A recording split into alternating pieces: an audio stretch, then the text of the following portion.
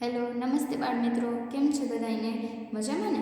તમને ખબર જ છે આપણે ગણિત ગમતમાં શું કરીએ છીએ, કેટલામું ચેપ્ટર કરીએ છીએ. તો હાલો બધાય chapter number 4 tick tick tick.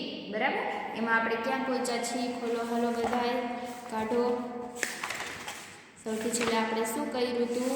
તો કે જે ઓલી રાની હતી એના ભાઈની રોજની સી લખતી હતી એ આપણે જોઈ હતી. બરાબર, તો આજે આપણે શું કરવાનું છે એનાથી આગળ જો એના પાછળનું પેજ ફેરવો, પેજ નંબર 2/44. બરાબર, એમાં જુઓ તમને શું કહે છે. એમાં આપ્યું છે રાની પાસે પાલતું ગલુડિયું હતું. હવે રાની છે એને પહેલાં શું કર્યું? તો કે એની નાની બેન હતી એની રોજની સી લખી, એ આપણે પૂરી કરી હતી. હવે આજે શું કહે છે? તો કે રાની પાસે એક ગલુડિયું હતું.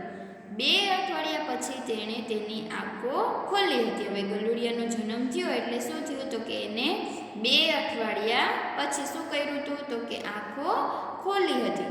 તેણે તેનો આ પ્રમાણે વિકાસ જોયો. 2 અઠવાડિયા પછી તો એને ખાલી એની આંખો ખોલી, પછી એનો વિકાસ કેવી રીતે થયો? તો જોવે છે તો કે 3 અઠવાડિયા પછી તેનો પહેલો દાંત આવ્યો અને ખાવાનું શરૂ કર્યું.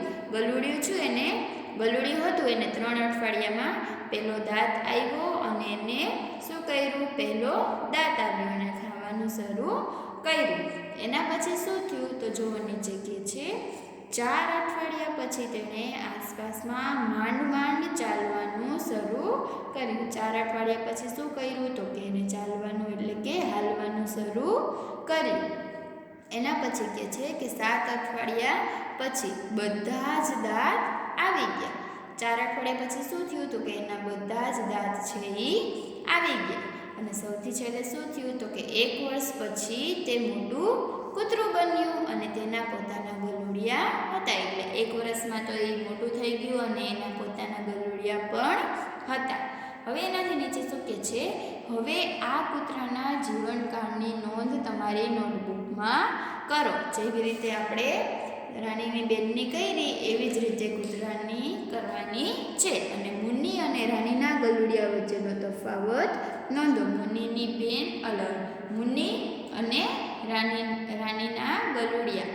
મુન્ની કોણ હતી? તો કે રાનીની બેનનું નામ હતું મુન્ની. અને બીજું કોણ? તો કે રાનીના ગલુડિયા વચ્ચેનો તફાવત નોંધો. તો જુઓ નીચે તમને કોષ્ટક આપ્યું છે, એમાં તમને કહે છે સ્થિતિ. ચાલવાનું શરૂ કર્યું. મુન્નીએ ક્યારે ચાલવાનું શરૂ કર્યું હતું? તો આપણે જોઈએ. જુઓ ક્યારે શરૂ કર્યું હતું ચાલવાનું? તો કે 2 ફેબ્રુઆરી એટલે કે 2/2/2006. બરાબર, તો અહીંયા પાછળ શું આવશે? 2/2/2006 એટલે બીજો મહિનો. એટલે ક્યારે? તો કે માર્ચમાં એનો જન્મ થયો હતો. એટલે માર્ચ આપણે ગણવાનું નહીં, અહીંયાથી આપણે ગણવાનું, માર્ચ પછીથી ગણવાનું. એટલે 1 2 3 4 5 6 7 8 9 10 અને 11. ક્યારે શીખી હતી? 2 એટલે કે ફેબ્રુઆરી. એટલે 11 મહિને છે મુન્ની ચાલતા શીખી હતી. એટલે મેં શું લખ્યું? તો કે 11 મહિના. એની સામે ગલુડિયું છે એ ક્યારે હાલતા શીખી ગયું હતું? તો જો અહીંયા કે છે 4 અઠવાડિયા. બરાબર, 4 અઠવાડિયા એટલે શું થશે? તો કે 1 મહિનો. 1 મહિનામાં કેટલા અઠવાડિયા આવે? તો કે 4 અઠવાડિયા આવે. બરાબર, એટલે 1 મહિનાનો થયો ત્યાં તો ગલુડિયું હાલતા શીખી ગયું હતું. પણ મુન્ની છે એટલે કે રાનીની બેન એ કેટલા મહિને હાલતા શીખી હતી? તો કે 11 મહિને હાલતા શીખી હતી. બરાબર, હવે એનાથી આગળ કે છે પહેલી વખત ખાવું. મુન્ની છે એને પહેલી વખત ક્યારે ખાધું હતું? તો જો અહીંયા તમને કહે છે મુન્નીએ પહેલી વખત ક્યારે ખાધું હતું? તો અહીંયા આપ્યું છે બેસતા શીખી, બાકોડિયા પરથી ઊભા રહેતા શીખી, કેળું ખાધું. પહેલી વખત એને શું ખાધું હતું? કેળું ખાધું હતું. ક્યારે? તો કે 9મા મહિનામાં. બરાબર, એટલે એ કેટલા મહિનાની થઈ ત્યારે એને પ્રથમ દાંત આવ્યો અને શું કહેવાય કેળું ખાધું હતું. તો કે ક્યારે ખાધું? તો કે કેળું ખાધું 9મા મહિનામાં. બરાબર, તો એ માર્ચમાં એનો જન્મ થયો તો 9મો મહિનો એટલે કે સપ્ટેમ્બર. તો કેટલા મહિના? 1 2 3 4 5 ને 6. એટલે મુન્ની જ્યારે 6 મહિનાની થઈ ત્યારે એને પહેલી વખત છે એ કેળું ખાધું હતું, કોઈ પણ વસ્તુ ખાધી હતી. કેટલા મહિને? તો કે 6 મહિને. બરાબર, એની સામે ગલુડિયાએ પહેલી વખત ક્યારે ખાધું હતું? તો કે 3 અઠવાડિયે. અને પહેલો દાંત આવ્યો તો ત્યારે ત્યારે એને ખાવાનું શરૂ કર્યું હતું. એટલે ગલુડિયાએ 3 અઠવાડિયામાં અને મુન્નીએ ક્યારે તો કે 6 મહિને. બરાબર. હવે એનાથી આગળ કહે છે પહેલો દાંત આવ્યો. મુન્નીને પહેલો દાંત ક્યારે આવ્યો હતો તો કે અહીંયા કહે છે દાંત. બરાબર. અહીંયા તમને આપ્યું છે દાંત. અને કેટલા મહિને દાંત આવ્યો હતો? તેને પ્રથમ દાંત આવ્યો ક્યારે તો કે 6 મહિનાની થઈ ત્યારે એને પહેલો દાંત આવ્યો હતો. તો અહીંયા મેં ખાલી જગ્યામાં લખ્યું 6 મહિના. અને ગલુડિયાને પહેલો દાંત ક્યારે આવ્યો હતો તો કે 3 અઠવાડિયે. બરાબર. એટલે અહીંયા લખ્યું 3 અઠવાડિયે. તો તમે જુઓ કેટલો તફાવત છે. મુન્નીને 6 મહિને છે પહેલો દાંત આવ્યો હતો અને ગલુડિયાને ક્યારે તો કે 3 મહિનામાં પહેલો દાંત આવી ગયો હતો. બરાબર. હવે એનાથી આગળ જુઓ બાજુનું પેજ. એમાં તમને શું કહે છે? શોધો. શું શોધવાનું કહે છે તો કે શું બધા જ પ્રાણીઓ એકસરખી ઝડપે મોટા થાય છે તો કે ના, બધા પ્રાણીઓ છે એકસરખી ઝડપે મોટા થતા નથી. બધાને અલગ અલગ સમય લાગે છે. વિકાસની ચર્ચા કરો. મરઘી, ગાય, પક્ષી. આ ત્રણમાં સૌથી પહેલાં કોનો વિકાસ થાય તો કે પક્ષીનો, એના પછી મરઘીનો અને સૌથી છેલ્લે ગાયનો. એટલે મેં એને 1, 2, 3 નંબર આપ્યા છે. બરાબર. હવે એનાથી આગળ તમને કહે છે મોટા પ્રાણી અને તેના બચ્ચાનું ચિત્ર દોરો. તો અહીંયા જો મોટું પ્રાણી અને એના બચ્ચાનું ચિત્ર એક તમને દોરીને આપેલું છે.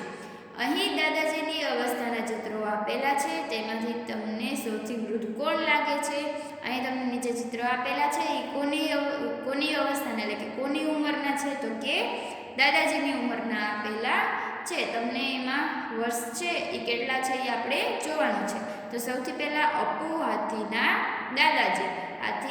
અપુ હાથી છે એના દાદાજીનું ચિત્ર છે. કેટલા વર્ષના છે એ તો કે 95 વર્ષ. એના પછી ચૂચુ ઉંદેડાના દાદાજી કેટલા વર્ષના છે તો કે 2 વર્ષના. અને રાનીના દાદાજી કેટલા વર્ષના છે? 70 વર્ષના. બરાબર. હવે એમાંથી તમને નીચે કેટલાક પ્રશ્નો પૂછ્યા છે. શું કહે છે એમાં? તો સૌથી પહેલો પ્રશ્ન તમને પૂછ્યો છે અપુના દાદાજી રાનીના દાદાજી કરતાં કેટલા મોટા છે? અપુના દાદાજી છે એ રાનીના દાદાજી કરતાં કેટલા મોટા છે? તો શું કરવાનું આપણે બેયની બાદબાકી. આ 95 વર્ષના છે અને આ 70 વર્ષના છે. તો 95 માઇનસ 70. 5માંથી 0 જાય એટલે 5, 9માંથી 7 જાય એટલે 2. એટલે બે વચ્ચેનો તફાવત છે એ કેટલા વર્ષનો છે તો કે 25 વર્ષ. બરાબર. એના પછી કહે છે શું ચૂચુના દાદાજી ક્યારેય અપુના દાદાજી જેટલા વૃદ્ધ થશે? શું કહે છે? ચૂચુના દાદાજી અપુના દાદાજી જેટલા મોટા થશે? આ ઉંદેડો છે એ ક્યારેય આ હાથી જેટલો મોટો થશે તો કે ના, ક્યારે પણ એટલો બધો મોટો થઈ શકે નહીં. કારણ કે આ ખાલી 2 વર્ષનો છે અને આ કેટલા વર્ષના છે? 95 વર્ષ. બરાબર. તો આ ક્યારેય આટલા મોટા થઈ શકે નહીં. એટલે જવાબમાં શું આવશે તો કે ના. બરાબર. એના પછી કહે છે ચૂચુ ઉંદરના દાદાજી રાનીના દાદાજી કરતાં કેટલા નાના છે? ચૂચુ ઉંદરના દાદાજી અને રાનીના દાદાજી કરતાં આ છે એ કેટલા નાના છે? તો કે આપણે 70માંથી 2 બાદ કરવાના. એટલે 0માંથી 2 ના જાય એટલે 10 અને બાજુમાં 7 ની ઉપર 6. 10માંથી 2 જાય એટલે 8. 6માંથી 0 જાય એટલે 6. એટલે આ બે વચ્ચેનો તફાવત છે એ કેટલો છે? 6 8 કેટલા થશે? 68. બરાબર. કેટલા થશે? 68. એટલે બે વચ્ચેનો તફાવત 68 વર્ષ. બરાબર. થઈ ગયું આટલું? સમજાઈ ગયું બધાને? સરસ. ચાલો હવે એના પછીનું પાછળનું પેજ ફેરવો. એમાં જુઓ તમને શું કહે છે રજાની મજા. અલીની રજાઓ શરૂ થઈ ગઈ હતી. તે ઘણો ઉત્સાહિત હતો. તેણે સુંદર આયોજન કર્યું હતું અને પોતાની પિતરાઈ સબાનાને કહેવા માંગતો હતો. તેથી તેણે પત્ર લખ્યો. અલી છે એને સ્કૂલમાં રજા પડી ગઈ છે અને એને કાંઈક આયોજન કર્યું છે કે રજામાં શું કરવું. એટલે એ કોને પત્ર લખીને એનું આયોજન કહે છે તો કે એની બેન કોણ? સબાનાને કહે છે. જો નીચે પત્ર લખે છે વહાલી મોટી બેન સબાના. ક્યાંથી પત્ર લખે છે તો કે અજમેરથી. કઈ તારીખે તો કે 7/5/2018. હેલો, તમે કેમ છો? હું અહીં મજામાં છું. મોટી બેન શરૂ થાય છે. હું મારી નાનીના ઘરે 10/5/18 રોજ જવાનો છું. બરાબર. એ પત્ર ક્યારે લખે છે? 7/5 અને એને રજા એના નાનીના ઘરે ક્યારે જવાનો છે? તો કે 10/5/18 રોજ હું મારા નાનીના ઘરે જવાનો છું. હું 20/5/18 રોજ પાછો આવીશ. એટલે 10 તારીખે જશે અને 20 તારીખે પાછો આવશે. મારી શાળા 4/6/18 રોજ ફરીથી ખુલશે. એટલે 4 તારીખે છે એને પાછું શાળાએ જવાનું છે. તમારે ક્યારે રજાઓ પડશે? તમે અહીં ન આવી શકો? આપણે ખૂબ મજા કરશું. આભાર. તમે આવજો. તમારો ભાઈ. એટલે કે કોણ પત્ર લખે છે? તો કે અલી. બરાબર.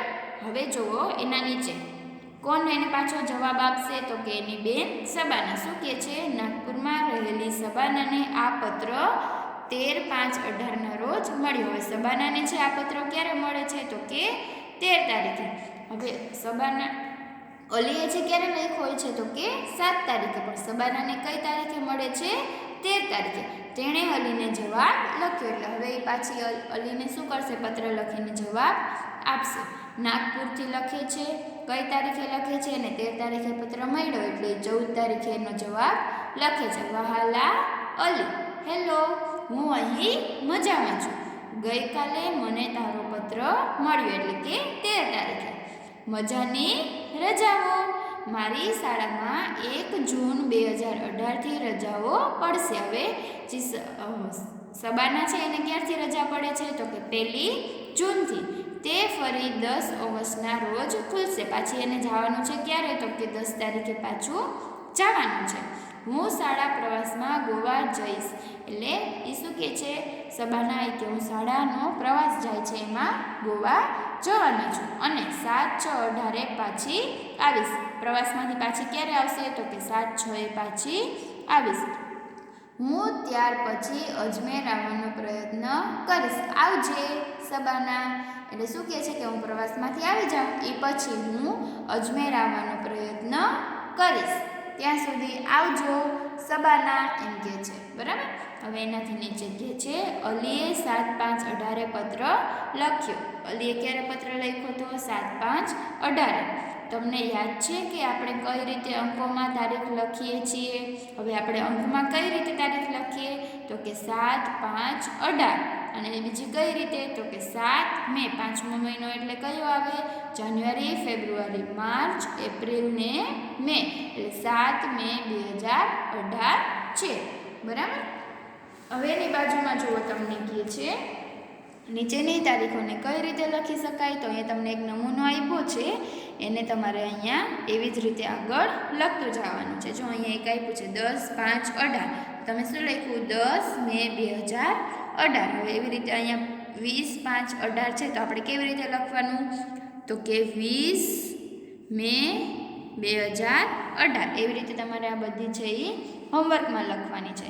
અને એના નીચે તમને કહે છે નીચેની તારીખોને અંકોમાં લખો. એ તમને શબ્દોમાં આપેલી છે એમાંથી તમારે શું કરવાનું છે? અંકમાં લખવાની છે. બરાબર. અહીંયા જુઓ તમને કીધું હતું 1 જૂન 2006. તો જૂન એટલે કયો મહિનો થાય? જાન્યુઆરી, ફેબ્રુઆરી, માર્ચ, એપ્રિલ, મે ને જૂન એટલે 6થો મહિનો. એટલે 1/6/2006. બરાબર. એવી જ રીતે આ બીજી છે એ તમારે હોમવર્કમાં લખવાની છે. એટલે અહીંયા બે પાસે HW લખી લેજો. બરાબર. હવે એનાથી આગળ તમને કહે છે પત્ર અજમેરથી નાગપુર કેટલા દિવસે પહોંચ્યો? હવે પત્ર છે અજમેરથી અલીએ લખ્યો હતો. નાગપુર સબાના પાસે ક્યારે પહોંચ્યો? તો આ 7 તારીખે લખ્યો હતો. પહોંચ્યો ક્યારે? 13 તારીખે. એટલે શું કરવાનું? 7 થી 13 ગણવાના. 7, 8, 9, 10, 11, 12. જે 7મો મહિનો છે ત્યારે તો એને લખ્યો હતો. એટલે 7 તારીખ છે એ આપણે નહીં ગણવાની, આપણે 8થી ગણવાનું. 8, 9, 10, 11, 12 ને 13. એટલે કેટલા દિવસ થયા? તો કે 3 ને 3 6 દિવસ. એટલે કેટલા દિવસ લાગ્યા પહોંચતા? તો કે 6 દિવસ. અને એના પછી કે છે અલી તેની નાનીના ઘરે કેટલા દિવસ પસાર કરશે? હવે અલી છે સૌથી પહેલાં તો એના નાનીના ઘરે ક્યારે જવાનો છે? તો કે 10 તારીખે એના નાનીના ઘરે જવાનો છે. અને પાછો ક્યારે આવશે? તો કે 20 તારીખે. 10 તારીખે તો હજી જાય છે તો આપણે 10 તારીખ ગણવાની નહીં, 11થી ગણવાનું. 11, 12, 13, 14, 15, 16, 17, 18, 19 અને 20. તો કેટલા દિવસ થયા? 3, 3, 6, 3, 9 ને 10. એટલે કેટલા દિવસ એના નાનીના ઘરે રોકાશે? તો કે 10 દિવસ. બરાબર. હવે એનાથી નીચે તમને કોષ્ટક પૂર્ણ કરવાનું કહે છે. એમાં શું કહે છે? સબાનાની રજાઓ. સબાનાને ક્યારથી રજા પડે છે? તો આપણે જોઈએ એને પત્રમાં લખ્યું છે. શું કહે છે? તો કે મારી શાળામાં 1 જૂન 18થી રજા પડે છે. બરાબર. 1 જૂન. જૂન એટલે કયો મહિનો થાય? હમણાં આપણે ગણ્યો તો 6થો મહિનો એટલે કે 1/6/2018. અને પૂરી ક્યારે થશે? તો કે અહીંયા કહે છે 10 ઓગસ્ટના રોજ ખુલશે. 10 તારીખે તો એને જવાનું છે. એટલે રજા ક્યાં સુધી થાય? તો કે 9 તારીખ. 1 જૂનથી લઈને એટલે કે 1/6થી ઓગસ્ટ એટલે 8મો મહિનો એટલે 9/8 સુધી એને રજા છે. એટલે જો મેં લખ્યું 1/6/18થી 9/8/18 સુધી. એટલે કેટલા દિવસ થાય? તો કે 70 દિવસ. અને એના પછી કહે છે અલીની રજાઓ. અલીને કઈ તારીખે રજા પડે છે? તો કે 10 તારીખે એને રજા એને જો કહે છે કે 10 તારીખે તો એ એના નાનીના ઘરે જવાનો છે. બરાબર. પણ એને રજાઓ ક્યારે પડે છે? એ તમને કહે છે. અલીની રજાઓ ક્યારથી છે? અલીને રજા તો કે 7/5/18ના રોજ જ્યારે એ પત્ર લખે છે ત્યારથી જ એને રજા પડી જાય છે. ક્યાં સુધી એને રજા છે? તો કે 4/6ના રોજ એની સ્કૂલ જવાનું છે. એટલે 3 તારીખ સુધી એને રજા હોય તો કે 7/5થી લઈ 3/6 સુધી. બરાબર. તો અહીંયા જો અમે લખ્યું 7/5/18થી 3/6/18 સુધી. એટલે કેટલા દિવસ થશે? તો કે 27 દિવસ. બરાબર. આટલું સમજાઈ ગયું. હવે એનાથી નીચે કહે છે કોને વધારે રજાઓ મળે છે?